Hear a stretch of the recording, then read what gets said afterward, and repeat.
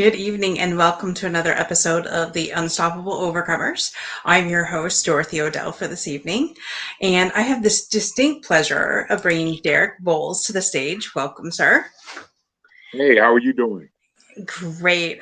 Derrick and I met in Arizona when, part of the road trip story, and I have not even been able to get my full story out there yet about that trip because I've just been so busy since we got back. But Derrick walked into the studio with a Unstoppaboles shirt on, and I'm like, wait a minute, we need to talk. So the amazing Trent Clark did interview Derrick, but he's here on our show tonight, representing men out there. But first of all, Derrick, tell our audience a little bit about who you are and a little bit about your overcoming story. Sure, absolutely. Originally from Ypsilanti, Michigan, ended up playing basketball at Idaho State University. Spent time playing in Taiwan, Japan, Australia. Moved back to Idaho and became one of the first African American coaches at a junior college.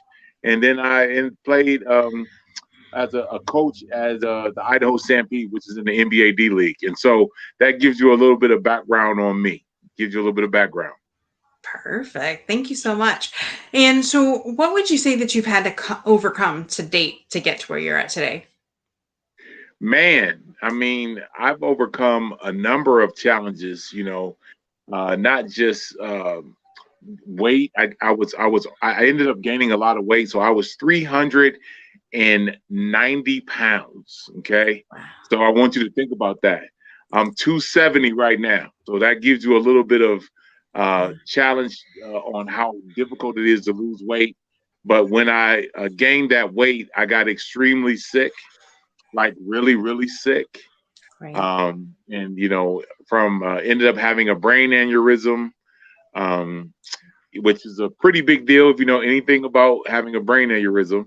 Yeah. And then my body just continued to break down. I ended up getting cellulitis, which is a skin disease, which is not good at all. And then my body, like I said, it's interesting how your body, once it starts to rain, it starts to pour, right? So I ended up having 2 strokes. I have a defibrillator in my chest right here. It's in there. You don't see it, but I promise you, it's in there, just hanging out. Right.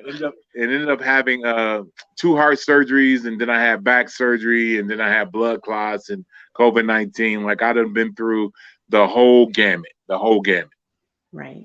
Wow.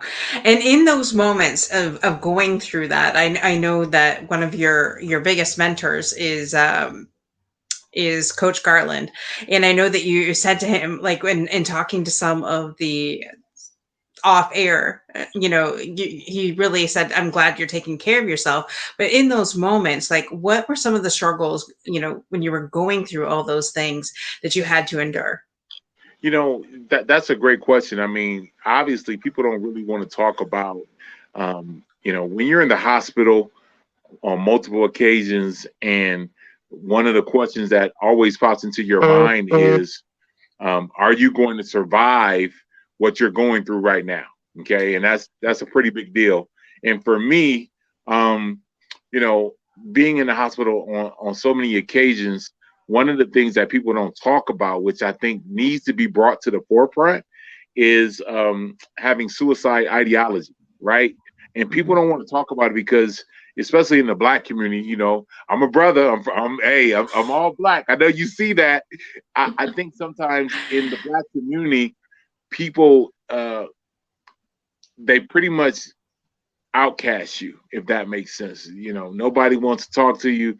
Oh, you're crazy. But I hate to say it, coming out of the pandemic and all the things that we face, and now being sick, we have to talk about our mental health. I think our mental health is probably the most important thing that we have, because without our mind, we have nothing.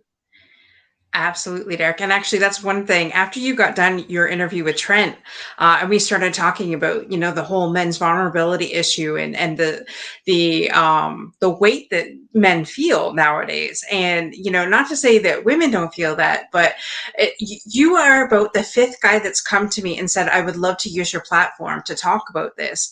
And so, not only are we're having Derrick here today, but there in the very near future is also going to be another episode where I'm going to have at least 4 to 5 solid conversations. Like it's going to be like a panel with other men, including Derrick. I'm hoping Derrick will come back Hey, and be able to talk about these issues because these we started with Drew Durency on our show, and Drew brought that up because he's a men's empowerment coach.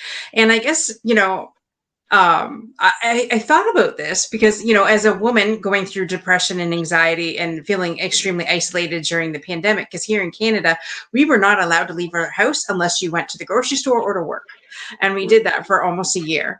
And so I felt extreme isolation. I had a dad that was dying of cancer, a mom that, was the caregiver and with that, and I couldn't go see him. And it really ate at me. And so, getting depression, getting anxiety. And then when you're able to leave the house, not wanting to, because you've already been isolated for a year and a half, 2 years, whatever, however long it was that that we had to do that. So when you said, well, wait a minute, and men have it too, and I don't think as women we always think, because men, they seem to have it together, right? Everything's sure. fine. You ask a man how he's doing. Hey, brother, everything's good. Fist Right. pumps. Meanwhile, he's ready to hang himself, and we don't even know that.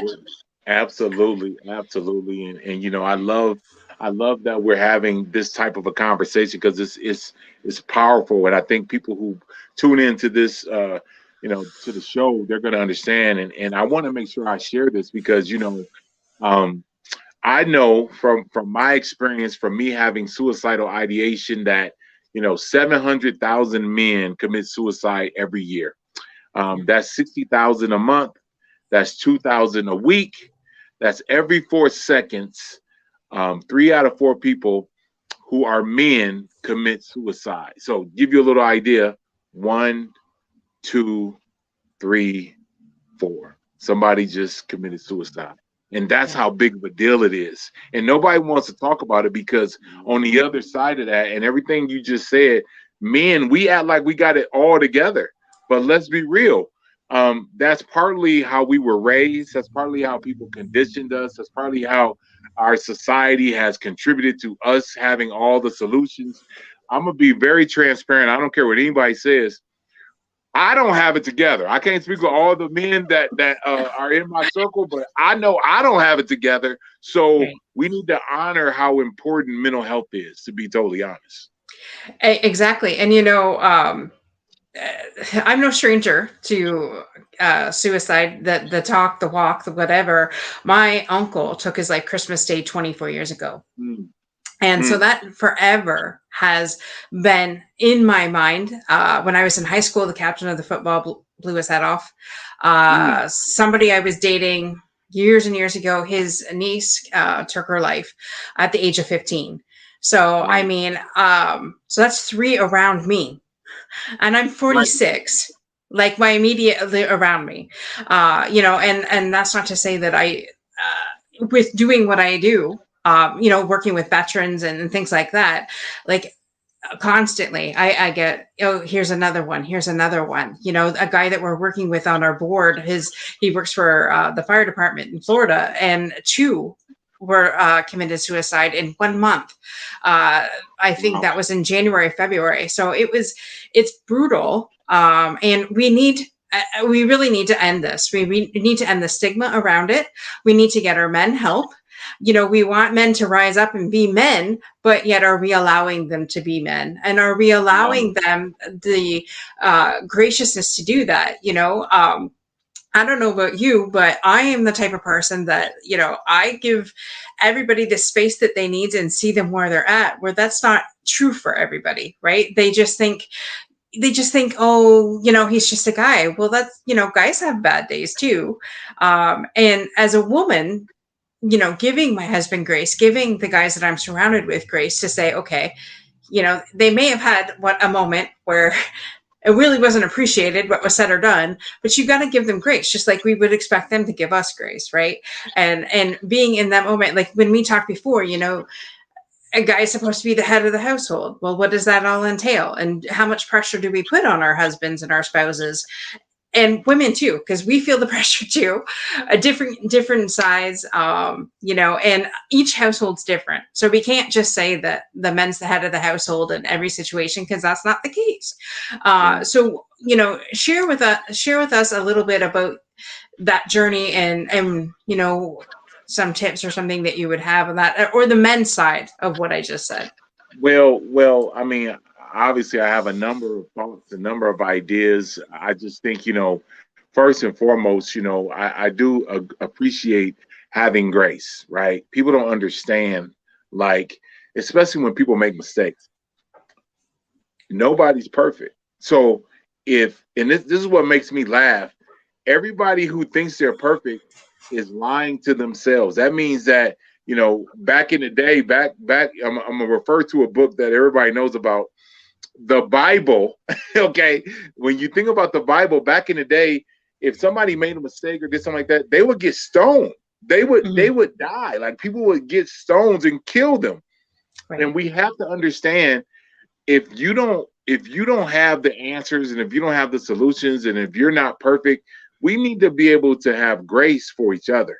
Now, don't get me wrong. This cancel culture that we've developed in our society is part of the issue, but nobody wants to talk about that. Like, we just want to cancel people out of our lives. You're no longer valuable. You don't bring anything to the table. Da da da da. Well, like, who taught you that? And then whoever taught you that is also lying to you, because nobody lives their life like that. Everybody is making mistakes on a day-to-day basis. So if that's the case, why can't we start loving each other more than anything? But again, I don't know what I'm talking about. I'm just a really big guy sitting, hanging out with the Unstoppable logo. I'm on a whole nother conversation. That's funny that you said that, because within the Christianity community, like, okay, so I became a Christian, I think, I don't know, 10 years ago.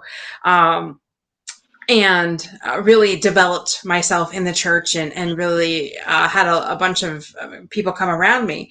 And some of the most judgmental people can be in church. Oh, and so, everybody's spewing the Bible quotes and everything like that. But the one commandment God said is above all else is love, right? The greatest commandments of this is love. But yet you have people saying, oh, wait a minute, but not if they're gay. Oh, but not if they're a white woman. Oh, but not if they're a black guy. Or not if they're, not if they're Hispanic. Or, and it blows my mind at the amount of bullshit that I hear coming from people's mouths, right? And you're right. If all we could boil it down to was love. And I'm not saying it's easy. I'm not saying it's easy, because I'm actually right now going through a study called the Course of Miracles. And basically, the one function that we have that God says is forgiveness and love. Oh, yeah. So if we all lived our lives with forgiveness no matter what, and love everybody, just like Jesus loves us, or God loves us, then could you imagine what the world would be like? Oh, well, and the funny thing is, and I think you're on to something, because as you know, while we were in Phoenix at the Super Bowl, I had a chance to spend some time with Eric Thomas, E.T., the professor, and he's from Michigan. I'm from Michigan. I live in Idaho, but I'm from Michigan, and we had a chance to connect. And one of the things that he shared with me that resonated with me is he talked about how when he gets up in the morning to start his day, the first thing that he does is he gets on a treadmill for an hour and he prays. That's all he does. That's all he does. So, and I want to share this because I think it's important. So I've been continuing my workouts, as you can imagine. I'm feeling really good, feeling bright and young. But on the flip side of that, now when I get up in the morning, I do my 45 minutes on the elliptical and I pray, because for me, I do believe that, we have to have forgiveness and we have to be willing to love people even when they make mistakes. But the Mhm. problem is nobody wants to do that because I'm right. My ego tells me that I got it figured out. Everything I'm saying is right. I, I I'm the smartest dude in the room. I know everything. Come on, man. Are you because this is what's gonna sound funny. Yep. Until something happens to you, you don't understand. Wait till something happens, then you're gonna go, wow, I was wrong. Oh my gosh, you just nailed right on the head, because part of what the new things that I'm going through and the class things that I'm learning is everything's about the ego, right? So we get mad at our husband because he didn't do something right. That's your ego. But yet no one is going to admit that, right? Unless you're doing what I'm doing and realizing, or doing what you're doing and realizing that, wait a minute, that's not wrong.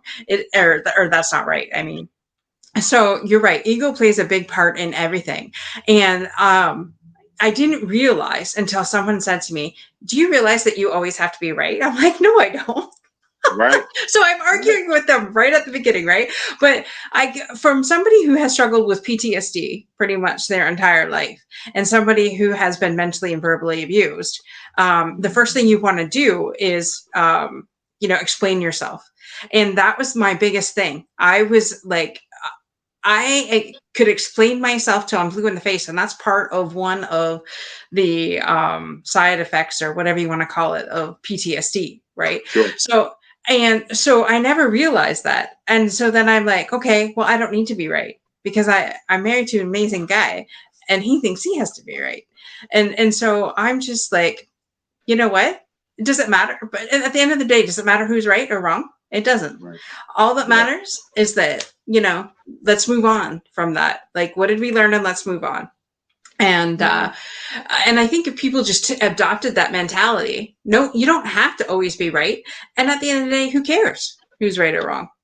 Well, and again, and I appreciate, everything you're saying because the issue is, we sometimes, and I hate to say it, and I like to use the word spiritual battles taking place, okay? Mm-hmm. Because I think that's really what it is. Like now when I wake up, I know it doesn't really matter what it is. I'm going to be faced with some type of spiritual battle that's going to take place that's either going to choose me to make the right choice to go the right direction or make the right choice to go the wrong direction. It just Mm-hmm. depends on where my mind's at. And so for me, and now that I've been through all of these health challenges and really having a chance to look intrinsically in myself, right? I'm not Mm-hmm. looking for answers from anybody else. I'm trusting my own spirit and trusting God to kind of guide me for where I'm going. And the reality is, I realize people who tell you stuff, they could be as wrong. I mean, they have no idea what they're telling you because they haven't experienced it. But you Right. have to really have that relationship with something that's bigger than you. And I'm always going to go back to the having faith and having a spiritual mindset. It can help you overcome whatever you're facing. And I believe it helped me even with my health challenges. Like I felt like God was with me when I was going through the heart surgery, when I was going through the strokes, when I was going through the back surgery. Like, I want to make sure I say this. When I had the back surgery, L1, L5, I sat in a reclining chair for 3 months, couldn't move. Right, Mm-hmm. um, nerve pain in my left leg, taking steroids, just trying not to be in pain. And I remember my family had left, went on a vacation, and that was the first time that I felt like, why am I even here?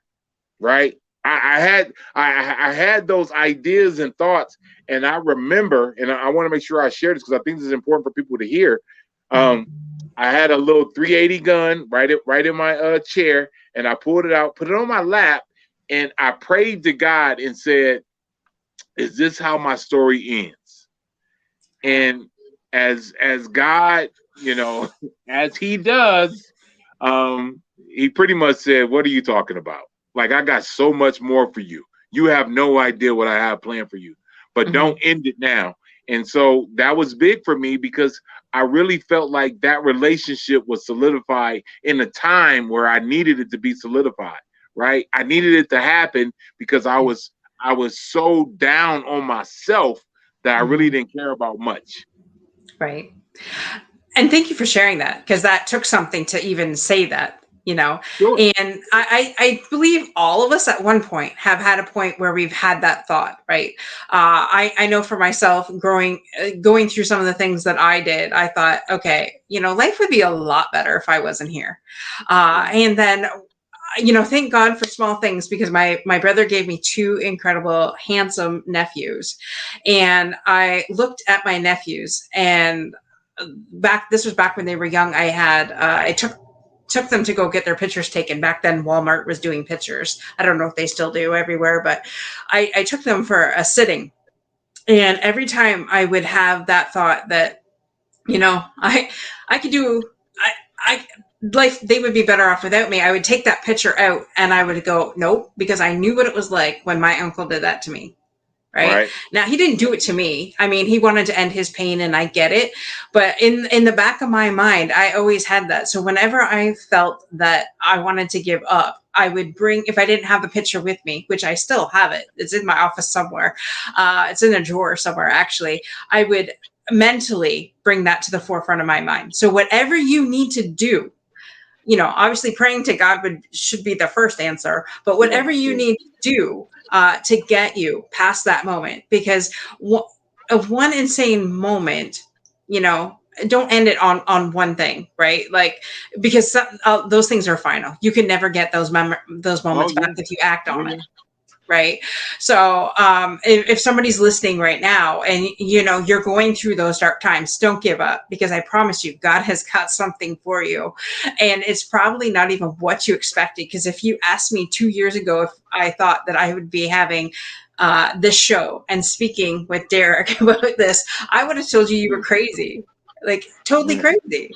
Right. And making things like mental health top priority and be able to openly speak about it is what needs to happen, so that we could, end those thoughts that are like crazy thoughts to begin with. But when for somebody who says, oh well, you're just stupid having those thoughts. Well, you know what? If you've never been in that situation, you don't know. If you've never been in a Right. situation where you are sunk so low, thought that you have screwed up so badly, then you have no place to even talk about it or judge somebody. Just be somebody.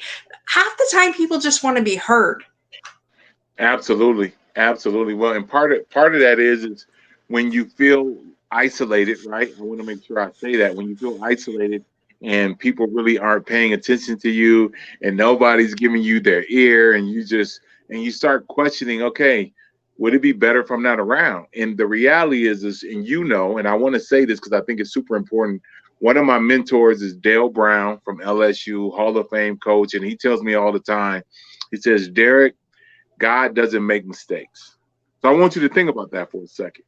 He's like, he didn't make you for you to be a mistake. Like he had purpose in making you. He had a strategy in making you, and he knew what he was doing. And so for me, even though I was in that dark place, that's why I keep going back to the spiritual warfare and the spiritual association with suicide. You still need to understand God just doesn't make, like, we all have purpose. And now, I feel like my message is getting ready to get spread across the country because those of you who know me know that I speak everywhere, and I've already spoken everywhere, but I'm about to have another run. I'm about to make another run.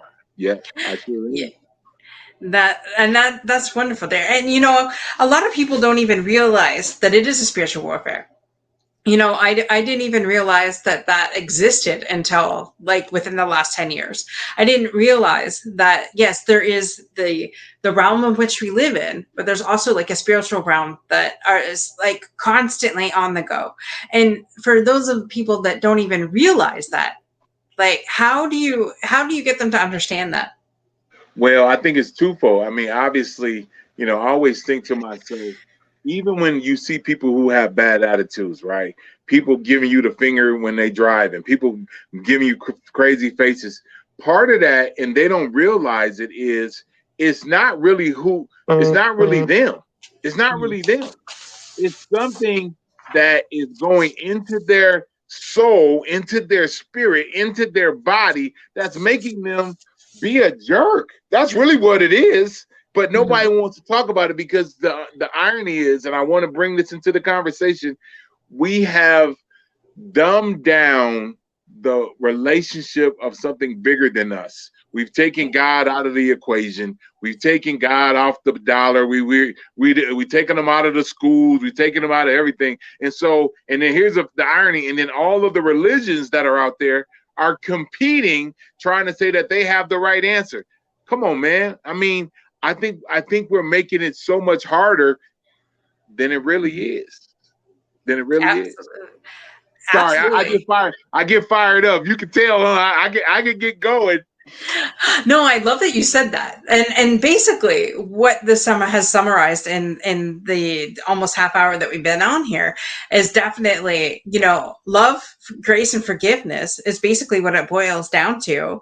And so if we had those things in there along with the faith, could you imagine the mountains that we can move for humanity?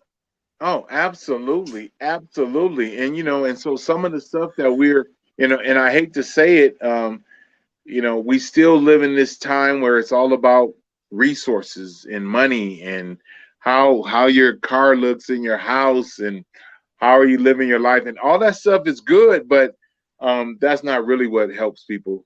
It's really not. It's really a facade that people have bought into Mhm.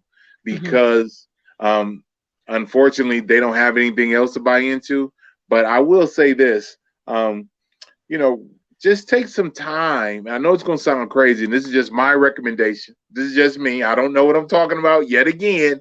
Um, you know, just get a Bible, and you don't have to read the entire Bible, but just read a little bit and continue to do that. And I promise you, you will get educated on really how to move forward in your personal journey, because that's really where it's at. I don't care what anybody says. It doesn't really matter what men say. It don't really matter who the leaders are. It doesn't matter who the president. None of that stuff is relevant. If you can build a relationship with something bigger than you, I think Mhm. you're on to something. But maybe I don't know. I'm just hanging out. I love that you said that. And, it's funny because I've asked all great athletes or anybody that's been on the show, do you have a morning routine? And my morning routine is I get up, I do 10 minutes of between 5-10 minutes of meditation.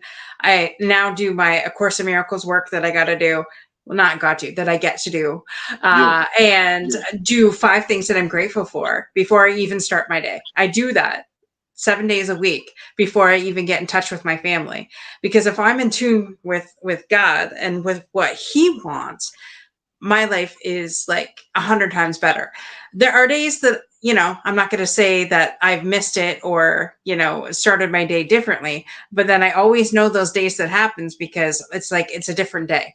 right. But, starting my morning off with him first gets me right minded enough that I am human and have human moments. So I'm not going to say that I don't have moments where things irritate the snot out of me, Well, but at least I now can step back and say, well, wait a minute, take a deep breath, get back into my meditation mode, and then move forward.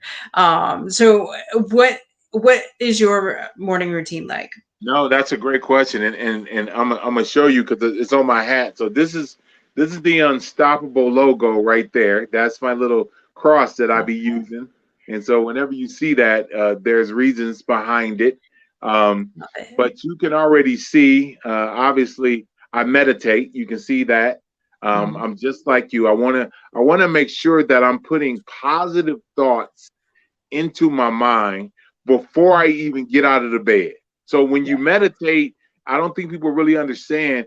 It really prepares you, because I want people to understand, like, we're gonna go through something. Like, something's gonna happen. Somebody's gonna cut you off. Somebody's gonna, do something, or they're gonna make a crazy comment. So if that happens, how are you going to respond to that?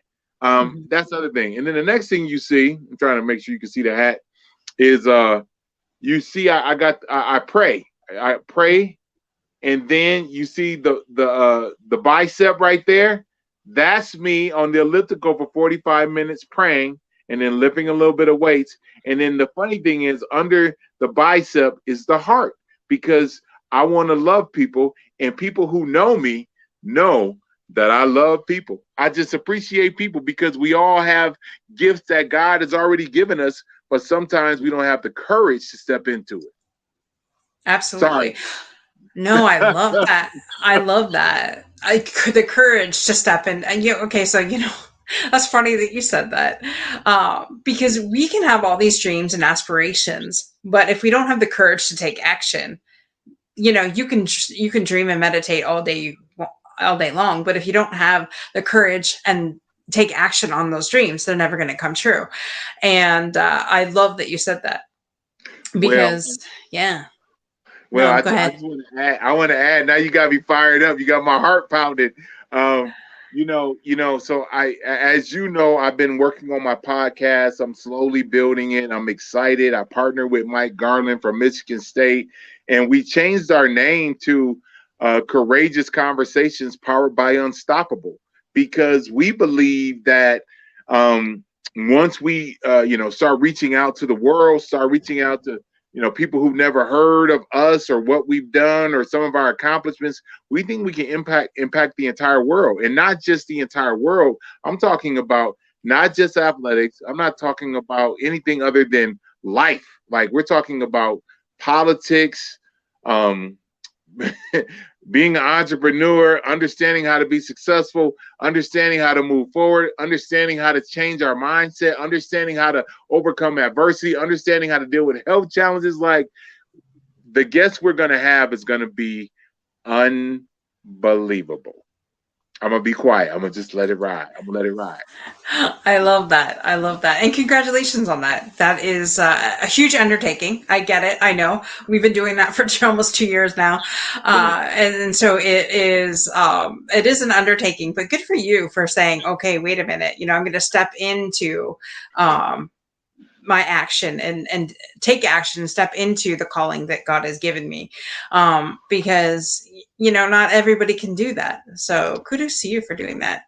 No, and I appreciate, it's funny, and I'll use this as my example. So this morning when I was on the elliptical, I did it this morning, just so you know, and I was asking God, I said, God, so how do you want me to take this challenge on? And he pretty much said, I didn't make you 6'5", big as a house, right? Communicate at a high level for no reason. Like, I gave it to you for a reason. And so you need to figure out how you're going to make it work. And to me, whenever people need to understand, sometimes you may not have the answers, but you got to be willing, and it's going to sound crazy, you got to be willing to humble yourself and give it to something that's bigger than you. And normally he'll respond and tell you how to move forward. Absolutely. That's deep right there. I just gave you, if you want a nugget, I just gave it to you right there. I do that all the time. Do it all the time. I love that. Yes. And, as somebody who, I always thought I had to get ahead of God.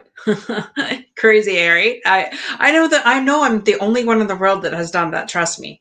Not. Anyways, by slowing down and saying, okay, God, show me the way, show me how to do this. Put the people that I need in front of me today to help this dream move forward. And it's funny because when I started asking those questions, doors have opened up, doors of opportunity, windows of opportunity have opened up. Because we're people like you and I are out to change the world. We're not out to just change our families. We're out to change the entire world. And that takes something. And sometimes it can be scary, and sometimes it's just like, okay. And by putting one foot in the front of the other, surrounding yourself with the tribe that you need to get you to the next get you to the next step, right? Because I used to think that I could do it all by myself. Nope. Right. Turns out I can't. It turns out I can't do everything myself. Well, and I want to add to something that you said that really resonated with me.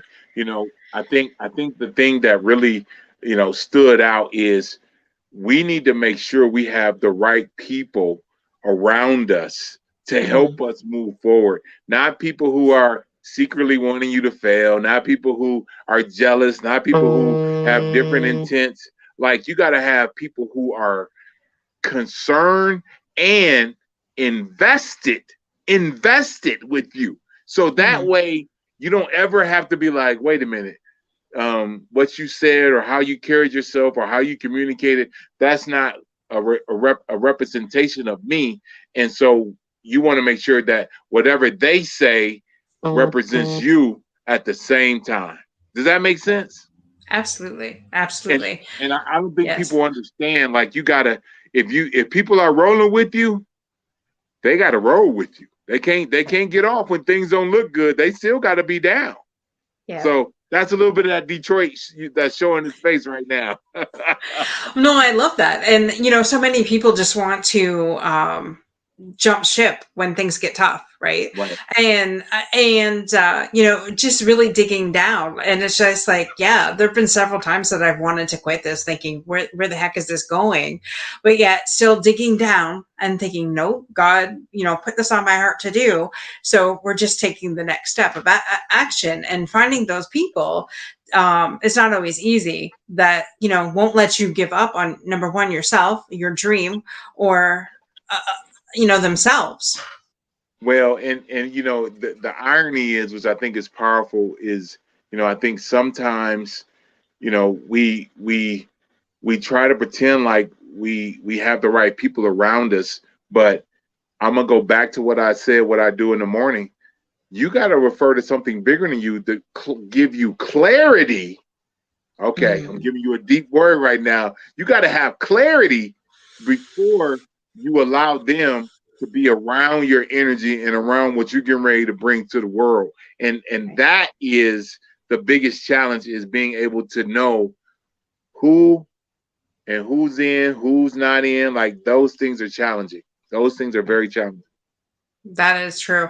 Uh, yes, and that's funny, because I just said one thing I just learned within the last week or so. It's like asking our source, like, hey, please show me this person's intention, because I don't know about you, but I always want to think of the good in everybody. And there are some people out there that in their moments, they're really not great, and you shouldn't work with them, right? And so I always say, God, show me their intentions, show me their heart. And sometimes maybe it's just me. Maybe I'm having an off day that day, and maybe I seen something that really wasn't there, but projected it, right?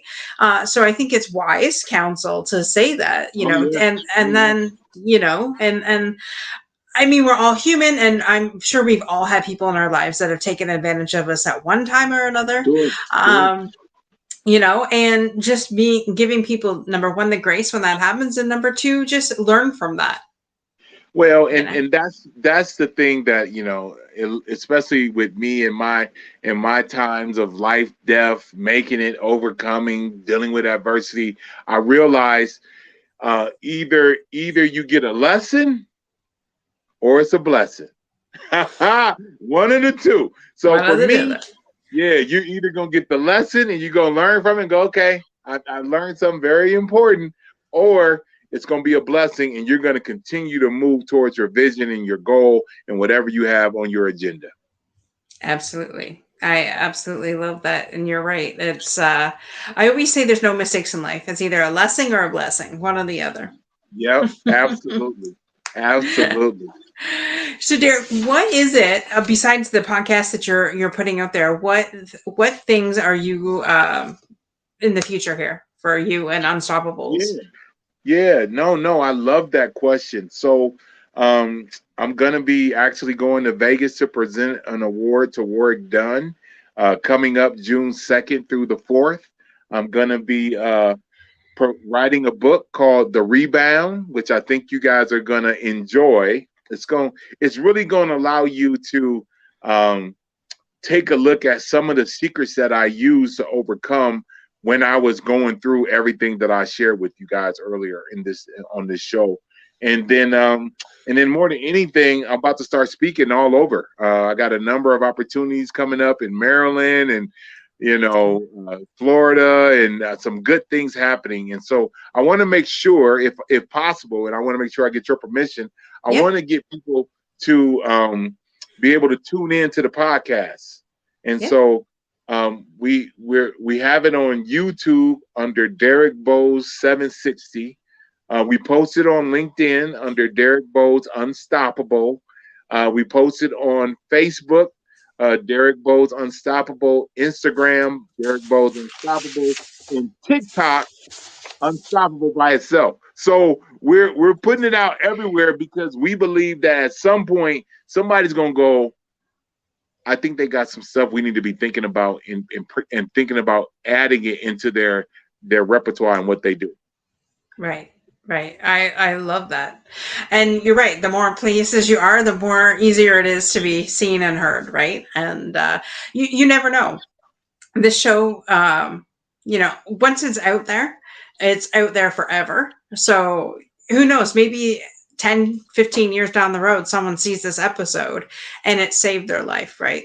So you never know at what time. God tells us to do it, so we do it, and we never know when it's going to be used, right? Be obedient. Be obedient. Be Absolutely. obedient. That's right. Be obedient. And I love that you said that, because for me, this is what it's been about these last 2 years. It's some girl that was bullied all through school, that didn't want to be front and center of any attention, that had extreme low self-esteem, that thought life would be better off without her, losing a family member to suicide, watching her dad die. Trust me, did not want to be front and center for the world to see. And yet here we are, because God said, do it. And I was obedient in that. So now here we are, talking to Derrick Boles of Unstoppaboles.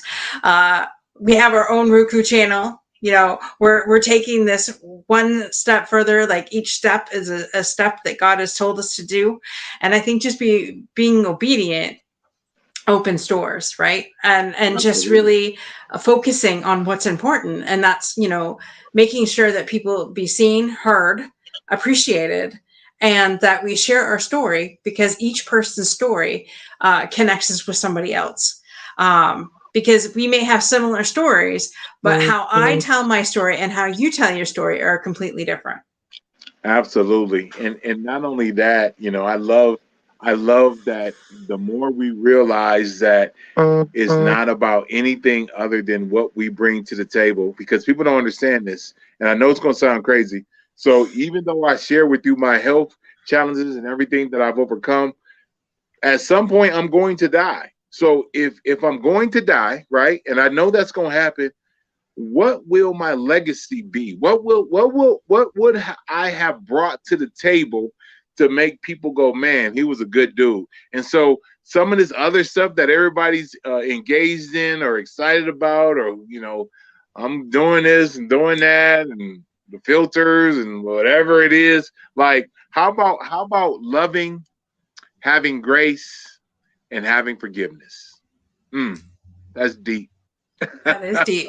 That's a well right there in itself, brother. A deep well. Yeah, yeah, yeah, yeah. Yep, yep. I love that. Oh wow. I love that. So normally around this time we would have the fundamental section of the show, and normally we would have Kimberly on, but Kimberly is still recovering from a little bit of a head cold that she's got. So she usually takes over the fundamental section and brings the guest on, but here we are. So if you could, Derrick, tell us what your 3 fundamentals would be. So fundamentals is something that is you're basically like your foundational cores that you would want to share with the world. Sure, sure. Well, I think the first thing is finding out what your purpose is. That's the first thing. I think sometimes people get confused. Sometimes people have 1,000 purposes. Sometimes they have, or some of them don't have anything. So I think understanding your purpose is the first thing. The next thing is have the level of commitment to do something. It doesn't really matter what it is. It doesn't matter if it's a little bit or a lot. Just wake up and say, okay, I'm going to do something in alignment with my purpose. And then obviously, I said it earlier, you got to have courage. And if you have courage, and I tell people this all the time, you got to remember, I rode a bike from San Diego to New Orleans to the Super Bowl. I think once you have courage, you can do whatever you want.